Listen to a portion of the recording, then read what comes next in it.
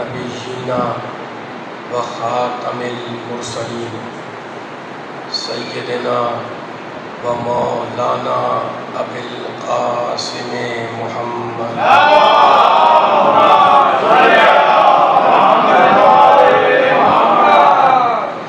و اہل بیتہ الطیبین الطاہرین المعصومین المظلومین. اما بعد فقد قال اللہ سبحانہ وتعالی فی محکم کتابہ المبین.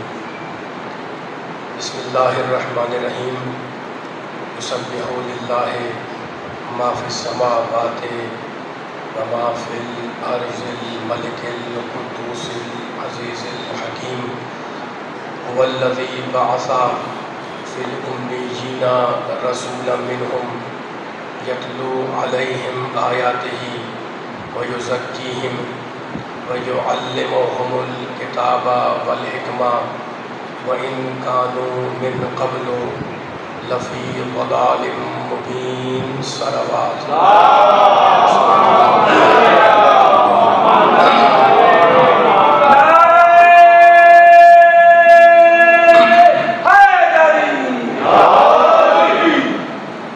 سامعین محترم، پروردگار عالم، خالق ارض و سما، ارحم الراحمین، اکرم الاکرمین، اجود الاجودین، ابصر الناظرین، اسماء السامعین، سورہ مبارکہ جمعہ کی ابتدائی آیات میں یہ اعلان کر رہا ہے کہ یسبح للہ، تسبیح کر رہا ہے اللہ کی، ما فی السماوات و ما فی الارض، کائنات کا، زمین کا ہر ذرہ اللہ کی تسبیح کر رہا ہے. پھر اللہ کہتا ہے کہ میں کون ہوں؟ الملک القدوس العزیز الحکیم. اللہ ملک ہے، یعنی تمام اشیاء کی مالکیت اور ملکیت اللہ کے لیے. ملک ہے یعنی ساری کائنات کی ملکیت اللہ کے پاس، وہ مالک ہے، اس کے پاس تمام کائنات کی مالکیت ہے، ملکیت ہے. قدوس ہے یعنی بے عیب ہے، تو جو بھی چیز تخلیق کرے گا وہ بھی بے عیب ہوگی، اس کے وہ قدوس ہے، بے عیب ہے. مالک ہے یعنی ملکیت رکھتا ہے ہر چیز کی. کل میں آپ سے عرض کر رہا تھا نا کہ پروردگار کوئی لفظ قرآن مجید میں، یہ جو آیت کے اختتام پر جو لفظ استعمال ہوتے ہیں نا، ملک ہے، قدوس ہے، عزیز حکیم ہے، مختلف سوروں میں آپ پڑھتے ہیں، مختلف آیتوں میں ہم پڑھتے ہیں کہ آیت جہاں ختم ہو رہی ہوتی ہے وہ اللہ اپنے اسماء الحسنیٰ کا ذکر کرتا ہے. تو یہ فواصل قرآن کہلاتے ہیں، آیات کے آخر میں اسماء الحسنیٰ کا ذکر ہونا. یہ آیت جو میں نے آپ کے سامنے پڑھی، اس میں اللہ نے 4 نام لیے، ملک ہے، قدوس ہے، عزیز حکیم ہے. اور کل میں کہہ رہا تھا کہ پروردگار بے مصرف، بے حکمت الفاظ کو استعمال نہیں کرتا. پہلا لفظ دیا کہ زمین و آسمان کا ہر ذرہ اللہ کی تسبیح کر رہا ہے. کس اللہ کی؟ جو ملک ہے یعنی مالک ہے، تمام کائنات کا مالکیت ہے. اس جملے پر توجہ چاہ رہا ہوں صاحبان فکر کی، اور وہ جملہ یہ ہے کہ ملک کے فوراً بعد کہتا ہے قدوس ہے یعنی بے عیب ہے، اس کی ذات میں کوئی عیب نہیں، تمام کمالات کا حامل ہے. تو جو چیز خلق کرے گا وہ کمال تخلیق پر ہوگی اور اس میں کوئی عیب نہیں ہوگا. ٹھیک ہے نا؟ اب اس لفظ ملک جو کہا ہے اللہ نے کہ مالکیت میری ہے، اس پہ مثال دینا چاہ رہا ہوں. دیکھیں میرے سامنے لوگ بیٹھے ہوئے ہیں، ٹھیک ہے نا، بہت سے ہاتھوں میں گھڑی بھی ہے. گھڑی آپ کی ملکیت ہے، اس میں کوئی شک و شبے کی گنجائش نہیں ہے. گھڑی پہنے ہو، گھڑی آپ کی ملکیت ہے، ٹھیک ہے نا. لیکن مالک ہو، آپ اس کے مالک ہیں گھڑی کے، لیکن مالک ہونے کے، ملکیت کے یہ معنی نہیں کہ یہ ہر وقت آپ کے ساتھ ہو اور ہر وقت آپ اس پہ تصرف کریں.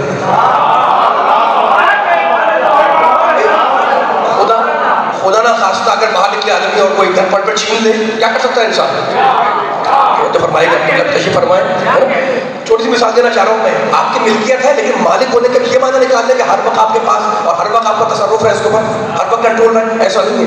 خدا نہ خواستہ کوئی چھین لے تصویر میرے ہاتھ میں، میں اس کا مالک ہوں تو ٹھیک ہے مالک ہوں میں، لیکن ممکن ہے کہ مجھ سے چھین لے، خدا نہ خواستہ چھین لیا تو اب ہر وقت میرے پاس نہیں ہے نا، نہ اس کی کا تصرف اس کنٹرول میرے پاس ہے، ٹھیک ہے نا۔ مالک تو اب سمجھ میں آ گیا کہ آپ گھڑی کے مالک ہیں، ہے نا، لیکن اگر وہ چھین لے تو مالک تو ہے آپ لیکن تصرف نہیں ہے، تو کبھی ملکیت ہوتی ہے تصرف نہیں ہوتا۔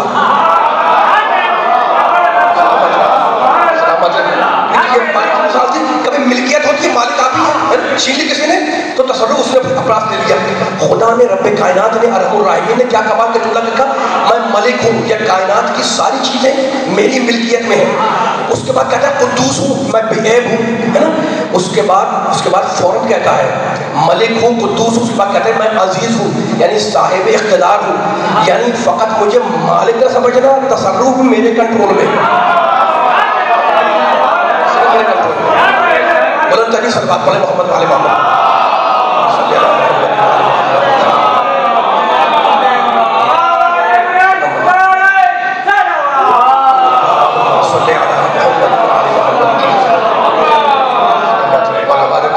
صاحبان فکر ہیں، سوچ سمجھنے والے بیٹھے ہوئے ہیں، اشارہ فہم حضرات ہیں، علمی سماعتیں بیٹھی ہوئی ہیں، تو یہ فرق تھا۔ میں چیز میری ملکیت میں ہے، آپ کی ملکیت میں، لیکن ممکن ہے کہ آپ تصرف نہ کر سکیں، وہ چھین جائے، ہے نا۔ خدا کہتا نہیں، میں ملک بھی ہوں، قدوس بھی ہوں، عزیز بھی ہوں، ہے نا۔ عزیز یعنی اقتدار والا، اقتدار میرے کنٹرول میں، کوئی مجھ سے چھین نہیں سکتا۔ حکیم ہوں، صاحب حکمت ہوں، ٹھیک ہے نا۔ کوئی کام اس اللہ کا حکمت سے ہٹ کے نہیں ہوتا۔ اب یہ آیت میں نے پڑھ دی، کل بھی پڑھی تھی آپ کے سامنے، اب میں پھر اب سننے والوں کے سامنے ایک جملہ ہے قرآن مجید کا جس کو کھولنا ہے انشاءاللہ، اور اس کو ملانا ہے ایک کسی دوسری آیت سے۔ یسبح للہ ما فی السماوات و ما فی الارض الملک القدوس العزیز الحکیم۔ ترجمہ میں نے بار بار کر دیا، آپ کے ذہن میں بھی ہے۔ زمین و آسمان کی ہر چیز اللہ کی تسبیح کر رہی ہے، اس کی پاکی بیان کر رہی ہے، اس کی بے عیبی کا اعلان کر رہی ہے۔ مالک تو کون ہے؟ کہا میں ملک ہوں، بادشاہ ہوں، قدوس ہوں، بے عیب ہوں، عزیز ہوں، صاحب اقتدار ہوں، صاحب غلبہ ہوں، حکیم ہوں، صاحب حکمت ہوں، ہے نا۔ تو کیا کہا اللہ نے آخر میں؟ عزیز ہوں، حکیم ہوں۔ اس کے فوراً بعد کیا کہتا ہے دوسری آیت میں؟ هو الذی بعث، خدا اگر یہ پیغام پہنچا سکتے، هو الذی بعث فی الامیین رسولا منہم، اور اللہ وہ ہے جس نے امیوں میں ایک رسول کو بھیجا۔ اس کا کام یہ ہے کہ وہ آیتوں کی تلاوت کرے، تزکیہ نفس کرے، کتاب کی تعلیم دے، حکمت کی تعلیم دے، ٹھیک ہے نا۔ وہ ان کانوں من قبل لفی ضلال مبین، اگرچہ اس رسول کے آنے سے پہلے لوگ کھلی ہوئی گمراہی میں مبتلا تھے، ٹھیک ہے۔ یہ میں جو آیت پڑھی میں نے دوسری آیت ہے، پہلی آیت جس میں اللہ نے ختم کیا آیت کو عزیز حکیم پر، توجہ کریں۔ دوسری آیت جس میں اللہ نے نبوت کا ذکر کیا، ہم نے رسول کو بھیجا، اس کے 4 فریضے ہیں، تلاوت آیت کرتا ہے، تذکرہ کرتا ہے، یہ دوسری آیت ہو گئی، ہے نا۔ اب تیسری آیت پڑھ رہا ہوں، وآخرین منہم لما یلحقوا بہم وہو العزیز الحکیم۔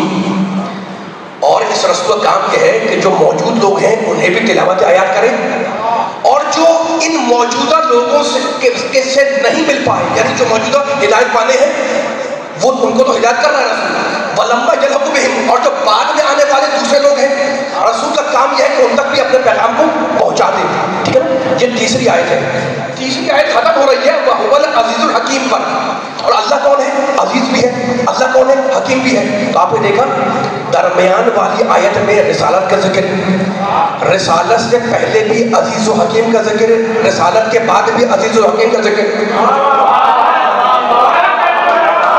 تین آیتیں ہیں نا۔ پہلی آیت میں ختم ہوئی آیت عزیز و حکیم پر، میں عزیز ہوں، میں حکیم ہوں۔ دوسری آیت میں نبی کا ذکر کیا، نبوت کا، رسالت کا، میرے نبی کی، اور تیسری آیت میں پھر کہتا ہے وَهُوَ الْعَزِيزُ الْحَكِيمُ، تیسری آیت میں پھر اللہ نے عزیز و حکیم کا ذکر کیا۔ تو رسالت سے پہلے بھی عزیز و حکیم کا ذکر، رسالت کے بعد میں والی آیت میں بھی اللہ نے عزیز و حکیم کا ذکر کیا۔ آخر کیا ربط ہے، کیا ربط ہے اس لفظ عزیز و حکیم کا کہ پروردگار نے رسالت سے پہلے بھی اس کا ذکر کیا اور رسالت سے بعد بھی ذکر کیا، ہے نا۔ تو اب میں یہ سورہ جمعہ کی آیت تھی، اب ملا رہا ہوں میں سورہ جمعہ کی آیت کو سورہ بقرہ کی آیت سے۔ دوسرا سورہ، بھئی ہم نے رسول کو بھیجا کہ اللہ نے کیا کیوں دیا؟ امیوں میں ہم نے رسول بھیجا جو تلاوت آیات کرتا ہے۔ یہ سورہ کیا کہا کیوں؟ حضرت ابراہیم اور حضرت اسماعیل علیہ السلام کی دعا کو اللہ نے قرآن میں نقل کیا. سورہ بقرہ دوسرا سورہ. اب سنیں کہ وہ نبی ہیں اور دعا کیا مانگ رہے ہیں. وَإِذْ يَرْفَعُ إِبْرَاهِيمُ الْقَوَاعِدَ مِنَ الْبَيْتِ وَإِسْمَاعِيلُ رَبَّنَا تَقَبَّلْ مِنَّا إِنَّكَ أَنْتَ السَّمِيعُ الْعَلِيمُ.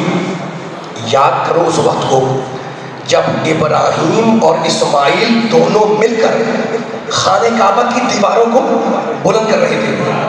مشہور ہے نا ربنا تقبل منا ربنا تقبل منا انک انت السمیع العلیم.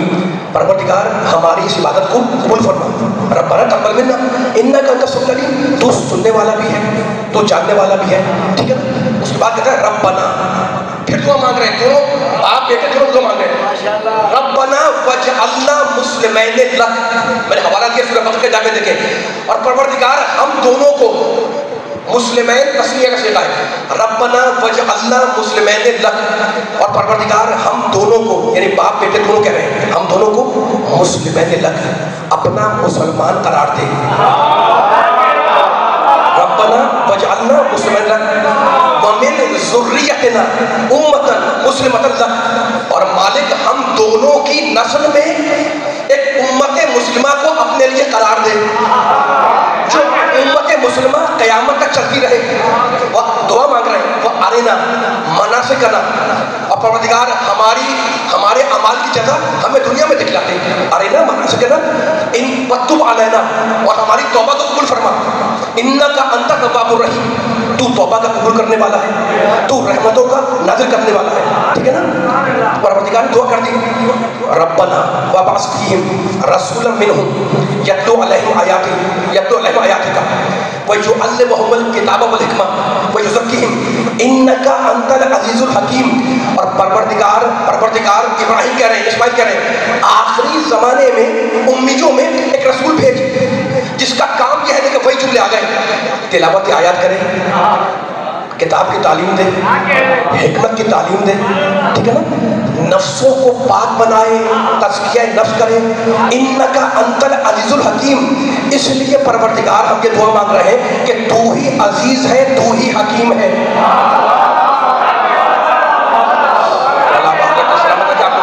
دیکھیں کیا کمال ہے. جن لفظوں میں ابراہیم نے دعا مانگی انہی لفظوں میں اللہ نے پورا کیا ہے نا. سورہ جمعہ کے اندر وحیت رکھا. ابراہیم نے دعا مانگی تو کہا پروردگار تو عزیز و حکیم ہے. خدا نے کہا ہم نے محمد کو بھیجا میں عزیز بھی ہوں حکیم بھی ہوں. جن لفظوں میں ابراہیم علیہ السلام کی دعا یہ کمال ہے. اور یہ اسٹیٹس ہے حضرت ابراہیم کا, حضرت اسماعیل کا کہ انہی لفظوں میں اللہ نے ان دعا کو پورا کیا. ہم نے رسول بھیجا یتلو علیہم آیاتہ ویزکیہم ویعلمہم الکتاب والحکمہ وإن كانوا من قبل لفی ضلال مبین وآخرین منہم لما یلحق بہم وہو العزیز الحکیم. ٹھیک ہے نا. میں عزیز و حکیم ہوں. جن لفظوں میں دعا ہوئی انہی لفظوں میں اللہ نے دعا کو پورا کیا. اب سننے والوں کو آج میں زیادہ طویل گفتگو نہیں کروں گا لیکن دعا کا ذکر آ گیا ہے اور قرآنی دعا کا, حضرت ابراہیم کی دعا کا. دونوں نے دعا مانگی, دعا پوری ہوئی انہی اسماء انہی ناموں کے صدقے. ٹھیک ہے نا. اب میں پوچھنا چاہ رہا ہوں سننے والوں کی خدمت میں کہ جناب یہ پروردگار جب قرآن پڑھتے ہیں کہیں کہتا ہے میں سمیع, کہیں کہتا ہے میں علیم, کہیں کہتا ہے میں ملک, کہیں کہتا ہے قدوس, ہے نا. مختلف الفاظ آ رہے ہیں. یہ ضرورت کیا تھی کہ پروردگار ہم جب قرآن کھولتے ہیں تو کہیں لکھا ہوتا ہے ملک, کہیں قدوس, کہیں کچھ گھرنا میں اللہ کے. ٹھیک ہے نا. دیکھیں اس کا فلسفہ یہ ہے کہ جس معاشرے میں جس سوسائٹی میں قرآن مجید اتر رہا تھا ہے نا اس معاشرے میں کوئی 2-4 خدا نہیں تھے, 350 سے زیادہ بت تھے. بیٹھے ہوئے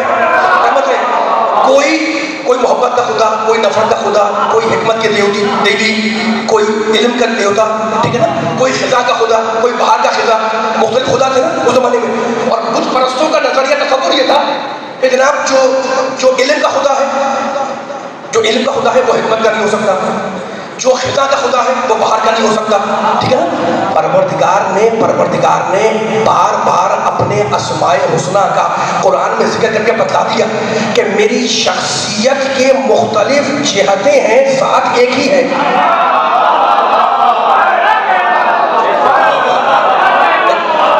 میرے نام کی جہتیں مختلف ہیں. میں علیم بھی ہوں,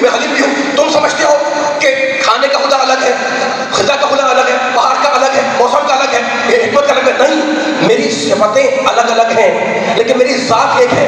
اس لیے بار بار اللہ نے اپنے ناموں سے ان جملوں کو بیان کیا تاکہ شرک کا شائبہ نہ پیدا ہونے پائے.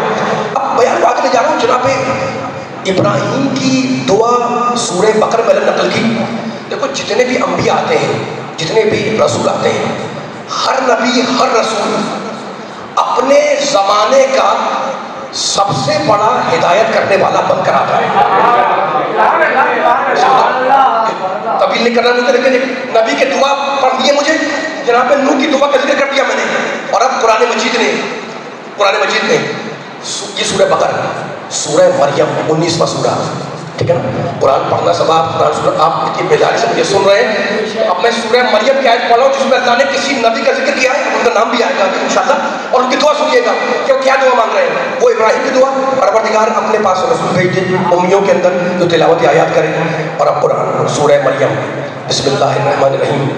کاف ہا یا عین صاد ذکر رحمت رب کا عبدہ زکریا اذ نادى ربه نداء خفیا قال رب انی وهن العظم منی واشتعل الرأس شیبا ولم اکن بدعائک رب شقیا وانی خفت الموالیا من ورائی وکانت امراتی عاقرا فہب لی من لدنک ولیا یرثنی ویرث من آل یعقوب. سورہ مریم کے بارے میں 19واں سورہ ہے. قرآن کی بہار کا مہینہ کل بھی کہہ رہا تھا آپ سے میں, امام فرماتے ہیں ہر چیز کی بہار قرآن کی بہار کی ماہ رمضان ہے. سورہ مریم کے بارے میں معصوم فرماتے ہیں کہ اگر کوئی آدمی, امام کہہ رہے ہیں, مداومت کے ساتھ, پابندی کے ساتھ سورہ مریم پڑھتا رہے تو اس کو موت نہیں آتی جب تک کہ وہ اپنے مال, اپنے نفس اور اپنی اولاد میں بے نیازی نہ دیکھ لے.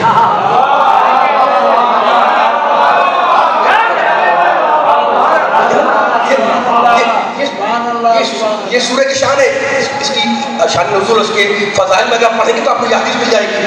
جو پابندی کرتا رہے, مداومت کرتا رہے, پابندی سے پڑھتا رہے, یہ سورہ مریم, تو اللہ اس کو رزق سے نوازتا ہے, اولاد سے نوازتا ہے نا, اپنے نفس کے بے نیازی ہوتی ہے. اب میں اس دعا کا ترجمہ کر رہا ہوں جو میں نے آپ کے سامنے آیتیں پڑھی ہیں. حضرت زکریا علیہ السلام نبی ہے, ٹھیک ہے. اب حضرت ابراہیم کے بڑے نبی نہیں ہیں لیکن بڑے نبی تو ہیں. ان کی دعا اللہ نے نقل کی, سنیے گا. بسم اللہ الرحمن الرحیم. کاف ہا یا عین صاد ذکر رحمت رب کا عبدہ زکریا اذ نادا ربہ نداء خفیا قال رب, زکریا کہہ رہے ہیں, قال رب انی وہن العظم منی, پروردگار میری ہڈیاں کمزور ہو گئی, میرے بال سفید ہو گئے, ہے نا. انی وہن العظم منی واشتعل الرأس شیبا, میرے بال سفید ہو گئے. ولم اکن میں دعائے کا رب شقیہ, اور میں تجھ سے مانگتا ہوں, تجھ سے تجھے پکارتا ہوں, تجھ سے دعا کرتا ہوں میں, تو میں بے فیض نہیں رہا, تو سارے فیض تیری ذات سے ہی مجھے ملتے ہیں. ولم اکن میں دعائے کا رب شقیہ وانی, سنیے گا, وانی خفت الموالیہ. کیا مناجات ہے حضرت زکریا کے اللہ کے ساتھ, ہے نا. پروردگار میں کمزور, میرا بڑھاپا, میرے بال سفید, میری ہڈیاں کمزور, ہے نا. تو کیا کرتے ہیں, یوں دھلیں گے انشاءاللہ. مجھے لفظ کھولنا ہے قرآن مجید کا انشاءاللہ.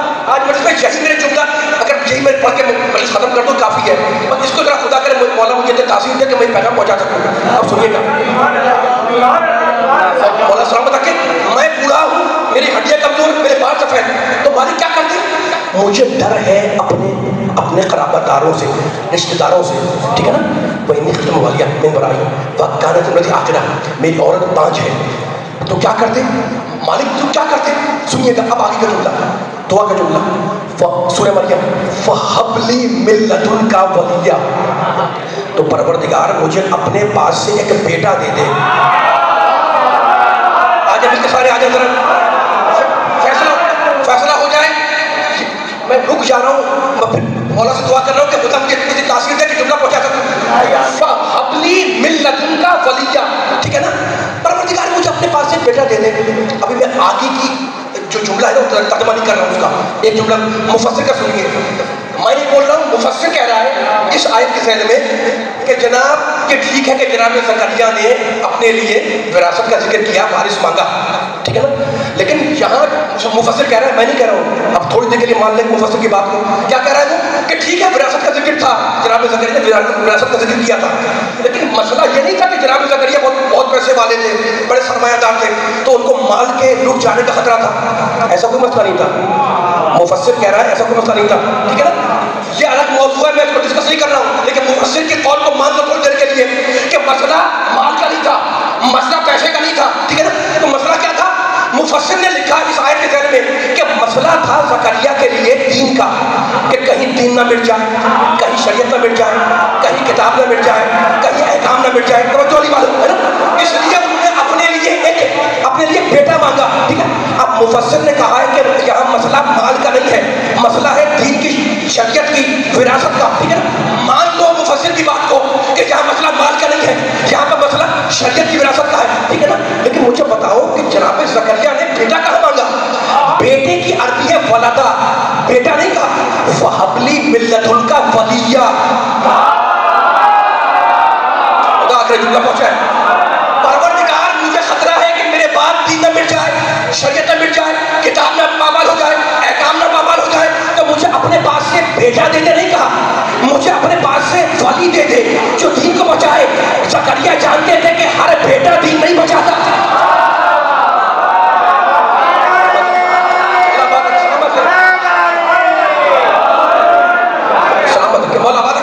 زکریا جانتے تھے کہ ہر بیٹا دین نہیں بچاتا. جیسے یہ نہیں کہا کہ فَحَبْلِي مِن لَدُنْكَ وَلَدًا, مجھے ولد دے دے, مجھے ابن دے دے, مجھے بیٹا دے دے. نہیں, فَحَبْلِي مِن لَدُنْكَ وَلِيًّا. لطف لیں گے علی والو جو میں آگے جملہ پڑھ رہا ہوں, جملہ میرا نہیں قرآن کا ہے. پروردگار تو مجھے خطرہ ہے دین, مفسر کہہ رہے ہیں خطرہ ہے دین کا, خطرہ ہے شریعت کا, تو مجھے اپنے پاس سے بیٹا نہیں, مجھے ولی دے دے. ہر بیٹا دین نہیں بچاتا, ہر بیٹا دین نہیں بچاتا. زکریا کے نگاہ میں دین وہ بچاتا ہے جو بیٹا بھی ہو ولی بھی ہو. فَحَبْلِي مِن لَدُنْكَ وَلِيًّا, اپنے پاس سے مجھے ایسا ولی دے دے, ٹھیک ہے نا. یرثنی ویرث من آل یعقوب, جو میرا بھی وارث ہو, آل یعقوب کا بھی وارث ہو. ختم ہو رہا ہے بیان, مولا آباد رکھے. قرآن سننے والے بیٹھے ہوئے منزل فہم قرآن پر جملہ کہنا چاہ رہا ہوں میں, مجھے ایسا ولی عطا کر دے. قرآن کی آیت ہے یرثنی, پوری ذمہ داری لے رہا ہوں میں ترجمے کی. یرثنی ویرث من آل یعقوب, جو میرا بھی وارث ہو, جو پورے سارے خاندان آل یعقوب کا وارث ہو, ٹھیک ہے نا. وارث ہو کس نے مانگا؟ زکریا نے. ختم ہو گئی بات؟ نہیں, مجھے اپنے پاس سے بیٹا نہیں ولی دے دے. زکریا جان رہے تھے کہ ولیوں کی بھی دو قسمیں ہیں, ایک خود ساختہ, ایک خدا ساختہ.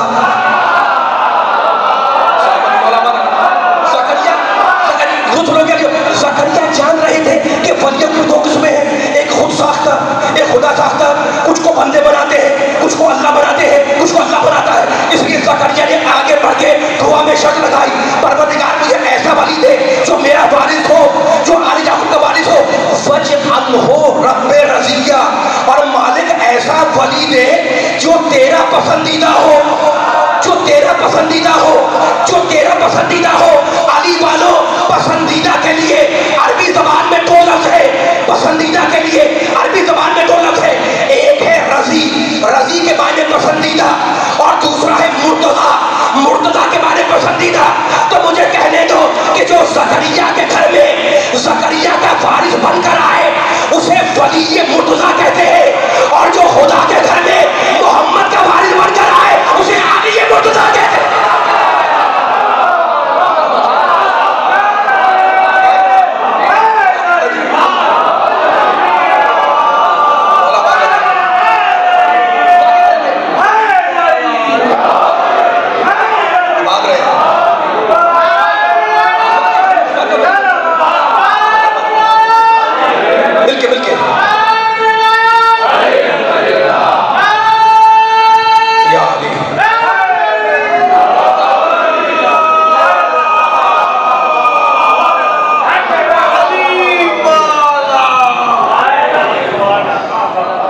بلند سلوات مل کے پڑھنے محمد والے.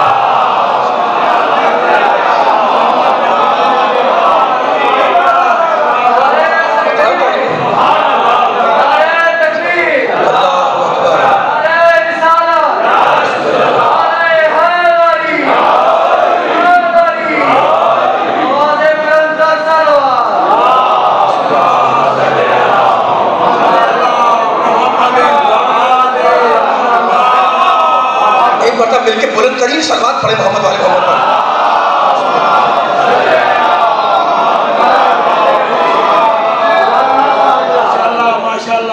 سلامت رہے مولا, سب کو سلامت رکھے. تھکے تو نہیں آپ رکھے.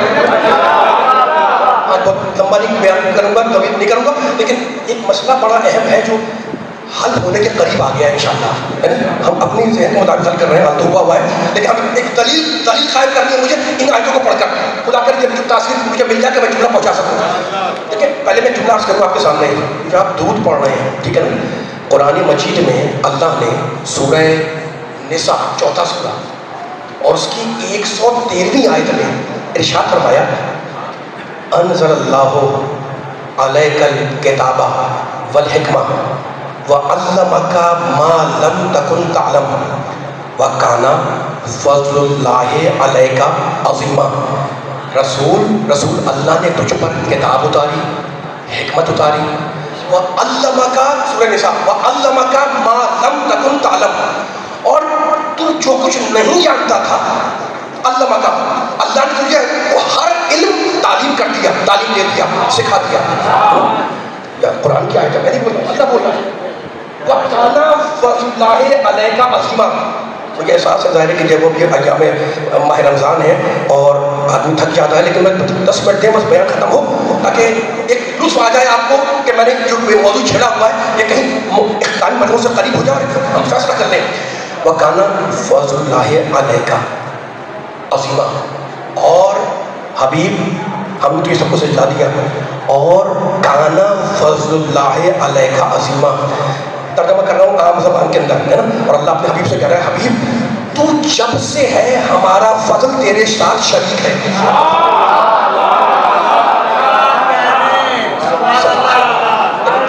کانے تامہ, تو جب سے ہے, یعنی محمد کی زندگی کا جو لمحہ بھی ہے وہ اللہ کے فضل سے خالی نہیں ہے. اور فضل بھی کون سا فضل نہیں, فضل عظیم. میں کچھ پڑھنا چاہ رہا ہوں, میرا ساتھ کرے ذرا ساتھ, ٹھیک ہے نا. وَكَانَ فَضْلُ اللَّهِ عَلَيْكَ عَظِيمًا.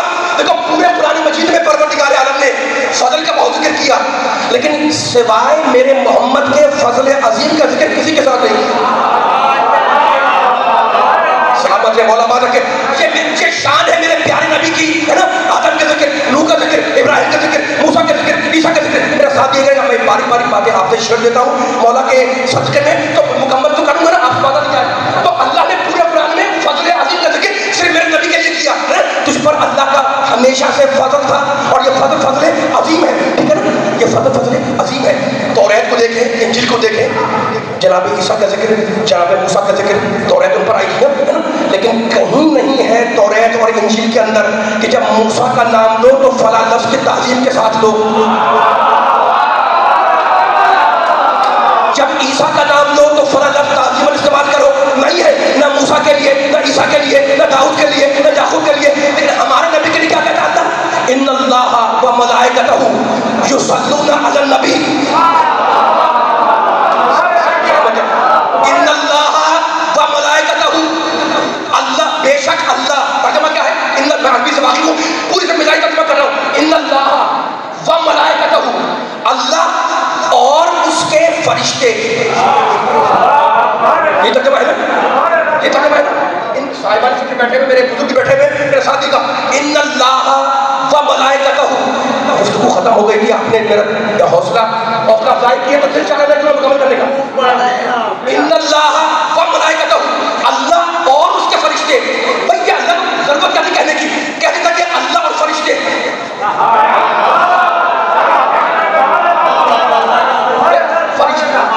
سلامت ہے. فرشتے کسی اور کے تو نہیں ہوتے نا, فرشتے تو ہوتی ہیں اللہ کے. مالک تو کہتا کہ اللہ اور فرشتے محمد پر رحمت نازل کرتے, دودھ بھیجتے. یہ رحمت کی کیا کہنے کی کہ ان اللہ, اللہ و ملائکتہ, اور اس کے فرشتے. یہ اس کے فرشتے کی ضرورت کیا تھی, بتانا یہ تھا کہ فرشتے میں جو رحمت نازل کرتے ہیں وہ اپنی حیثیت سے نہیں, اس کی نمائندگی میں.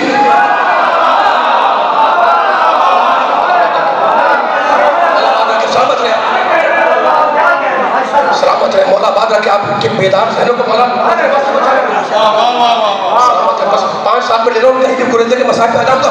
ان اللہ و اللہ فرشتے ہے نا یصلون علی النبی، کیا ترجمہ ہے؟ نبی پر درود بھیجتے ہیں، رحمت نازل کرتے ہیں. یا ایھا الذین آمنوا، اے ایمان لانے والوں، صلو علیہ، محمد پر درود بھیجو، وسلموا تسلیما، بلند ترین صلوات پڑھے محمد والے.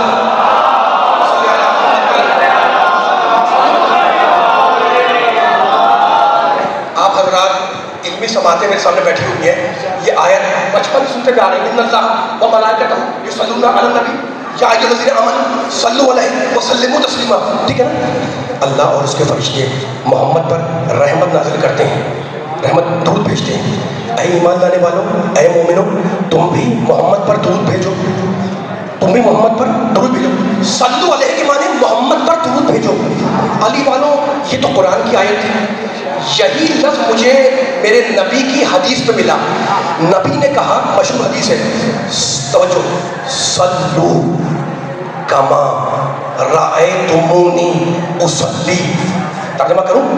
نبی کہہ رہے ہیں صلو، وہی لفظ ہے صلو، سواد لام واو تشدید، صلو، نماز پڑھو، کما رأیتمونی اصلی، جیسے مجھے نماز پڑھتے ہوئے دیکھو ویسے کیا کرو، صلو، نماز پڑھو. ٹھیک ہے نا؟ وہی لفظ ہے سواد لام واو. وہاں اللہ نے کیا کہا؟ صلو علیہ، محمد پر درود بھیجو. محمد نے کیا کہا؟ صلو کما رأیتمونی اصلی، نماز پڑھو اللہ کی جیسے مجھے پڑھتے ہوئے دیکھو. ہے نا؟ تو ہماری سمجھ میں آ گیا کہ جب اللہ صلو کہے تو اس کا مطلب یہ ہے کہ محمد پر درود بھیجو، اور جب محمد صلو کہے تو اس کا مطلب یہ ہے اللہ کی عبادت کرو.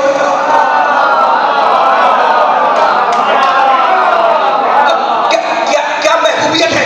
اللہ کہے صلو تو محمد پر درود بھیجو، محمد کہے صلو تو اللہ کی نماز پڑھو. ٹھیک ہے نا؟ اب میں بیان بازنے جا رہا ہوں، یہ کس سے کہا گیا؟ کس سے کہا گیا کہ درود بھیجو؟ یا ایھا الذین آمنوا، یہی ہے نا؟ ترجمہ کیا ہے؟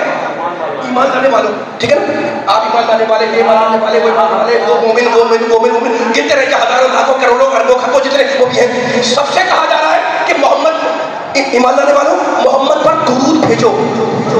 میرا ساتھ یہ گزرا سا، کہیں بھی گفتگو ختم ہو جائے گی، اب وہ جملہ میرے ذہن میں گونج رہا ہے، خدا کرے آج جب پہنچا تھا وہ جملے کو، صلو علیہ، محمد پر درود بھیجو. کون بھیجے؟ ایمان والا. ایمان والا کون ہے؟ جو نبی کا امتی ہے. یہ حکم منسوخ تو نہیں ہوا نا، قیامت تک جائے گا. اور کس کے لیے جائے گا؟ ایمان والوں کے لیے. مجھے بتائیں کہ حضرت عیسیٰ آج زندہ ہیں یا نہیں؟ ہے نا؟ اچھا، ان کی شریعت تو منسوخ ہو گئی لیکن خود تو ہے نا. تو مجھے بتائیں یا ایھا الذین آمنوا کے خطاب میں عیسیٰ شامل ہے یا نہیں؟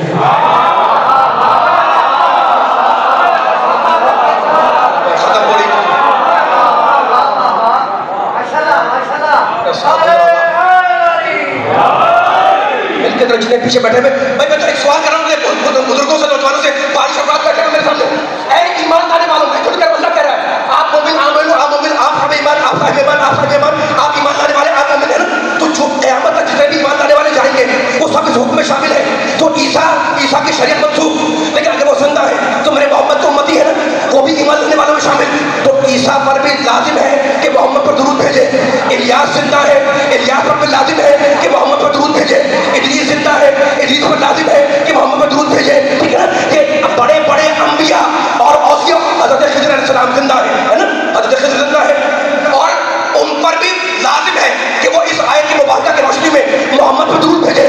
تو مجھے بتاؤ کہ چھوٹے سے لے کر بڑے تک سب کے ساتھ محمد پر درود بھیج رہے ہیں. مالک کہ تو کوئی لفظ بے مطلب استعمال نہیں کرتا، تو کہہ دیتا کہ ان اللہ و ملائکتہ یصلون علی العبد، اللہ اور اس کے فرشتے عبد پر درود بھیجتے ہیں. عبد نہیں کہا. مالک تیرے پاس الفاظ کی کمی تھوڑی ہے، تو کہہ دیتا ان اللہ و ملائکتہ یصلون علی الرسول. محمد عبد بھی ہے، محمد نبی بھی ہے، محمد رسول بھی ہے. کہتے کہ رسول پر درود کہا نہیں، کہتے کہ عبد پر درود کہا نہیں. میں نے کہا مالک اس کا فتویٰ کیا ہے؟ آج خدا کے جواب ہے کہ بھائی معراج کب ہوئی؟ ہجرت سے 2 سال پہلے، ہے نا. سبحان الذی اسری بعبدہ لیلا، بابرکت ہے وہ اللہ، بے عیب ہے وہ اللہ جو اپنے عبد کو لے گیا. تو اگر عبد پر درود ہوتی تو ہجرت سے 2 سال پہلے سے ہوتی.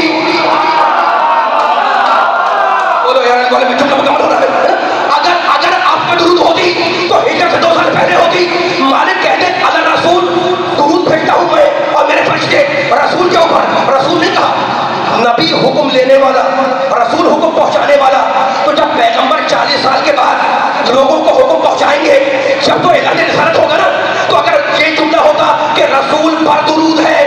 تو جب پیغمبر اعلان کرتے اس وقت رسول پر درود ہوتا.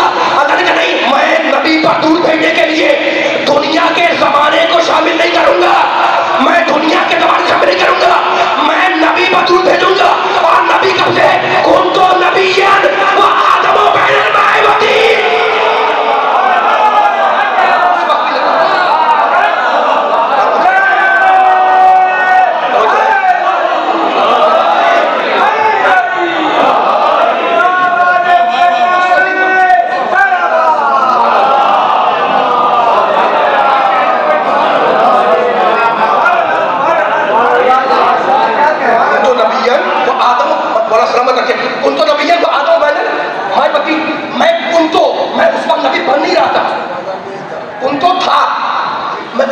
نبی تھا. کب تھا نبی میں؟ وہ آدم، میں نبی خود کرے بین الماء والطین. جب آدم کا پتلا بنا نہیں تھا تو ابھی آدم کا پتلا بنا نہیں تھا اور محمد پر رحمتیں اتر رہی تھیں.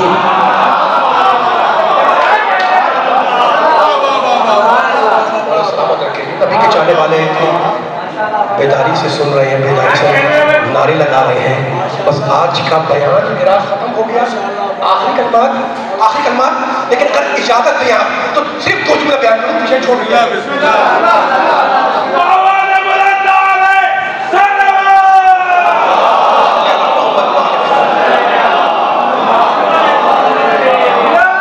مل کے سارے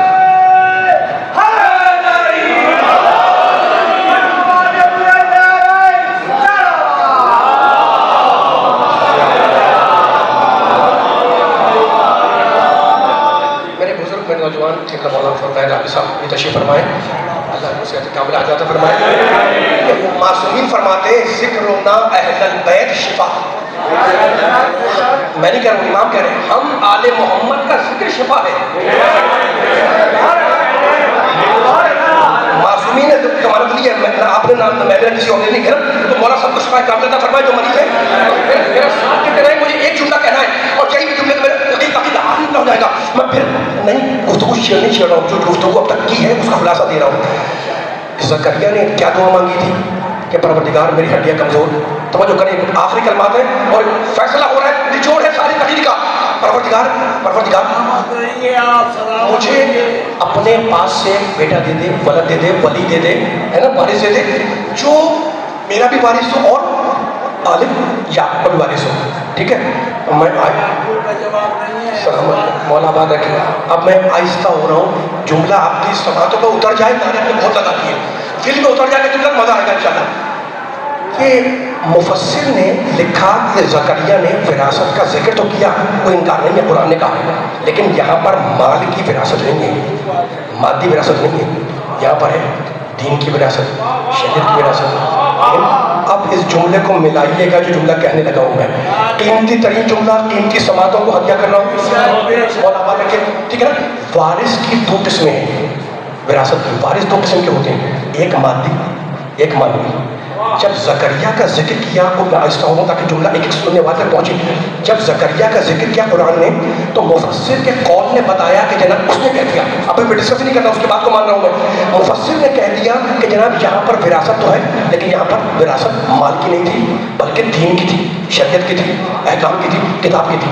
تو زکریا کی وراثت کو قول مفسر سے ہم نے سمجھا اس کے قول کے مطابق، اس کے قول کے مطابق کہ یہ وراثت مادی نہیں ہے، یہ مانوی ہے، دین کی شریعت کی ہے. لیکن میں کیا کروں، قرآن جب میں نے پڑھا تو فقط زکریا کی وراثت کا ذکر چھوڑ دیا. قرآن کی ایک آیت ہے وَوَرِثَ سُلَیمَانُ داؤد، ترجمہ کیا ہے؟ سلیمان داؤد کے وارث بنے. تو اب ذکر ہو گیا زکریا کا.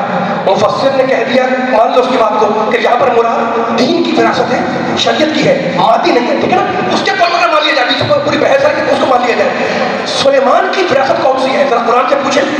اور سلیمان وارث ہوئے داؤد کے. بس یہ جملہ اگر حل ہو گیا تو آج کا میرا مقصد حل ہو جائے گا. سلیمان کی وراثت، سلیمان داؤد کے وارث ہوئے، یہ وراثت کون سی ہے؟ قرآن نے جب سلیمان علیہ السلام کی دعا کا ذکر کیا، اب تو دعائے ابراہیم، دعائے زکریا، اب دعائے سلیمان. جب حضرت سلیمان کی دعا کا ذکر قرآن نے کیا تو اس اور دعا کے جملے میں اللہ نے فیصلہ کر دیا. پوری توجہ چاہ رہا ہوں میں. حبلی، سلیمان کہہ رہے ہیں پروردگار حبلی ملکن لا ینبغی لأحد من بعدی، پروردگار مجھے ایسا ملک عطا کر دے جو میرے بعد کسی کے لیے سزاوار نہ ہو. علی والوں، نبی والوں، قرآن والوں، بزرگوں، نوجوانوں، بچوں، جملے کا لطف لینا انشاءاللہ. سلیمان داؤد کے وارث ہوئے. یہ کون سی وراثت ہے ہمیں نہیں پتا، لیکن سلیمان کی دعا نے بتایا کہ سلیمان نے ملک مانگا. ملک دین نہیں ہوتا، ملک شریعت نہیں ہوتی، ملک کتاب نہیں ہوتا، ملک ہوتا ہے حکومت. ملک ہوتا ہے حکومت، ملک کا نام ہے حکومت، ملک کا نام ہے اقتدار، ملک کا نام ہے کرسی. تو ہمیں دعائے سلیمان سے معلوم ہوا کہ سلیمان کی وراثت تھی مادی وراثت، اس نے ملک مانگا ہے.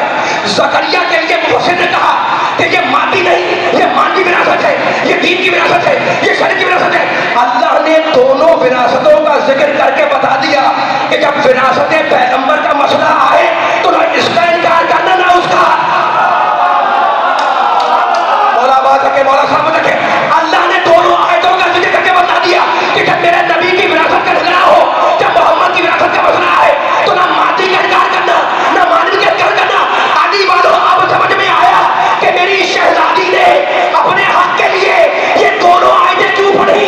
سلیمان کا بھی ذکر کیا، زکریا کا بھی ذکر کیا، اس کے شہزادی کے بعد مسئلہ ایک وراثت کا نہیں تھا. بولو علی والوں، شہزادی کے بعد مسئلہ دو وراثتوں کا تھا. کھول دوں بات کو، شہزادی کے بعد مسئلہ دو وراثتوں کا تھا. شہزادی جاگیر فطر لے سکتی ہے، خلیفہ یا امام نہیں بن سکتی. علی کا حق جاگیر نہیں ہے، علی کا حق خلافت ہے. بی بی نے دونوں آیتیں پڑھ کے بتا دیا کہ جاگیر فطر بھی ہمارا ہے، خلافت بھی ہماری ہے.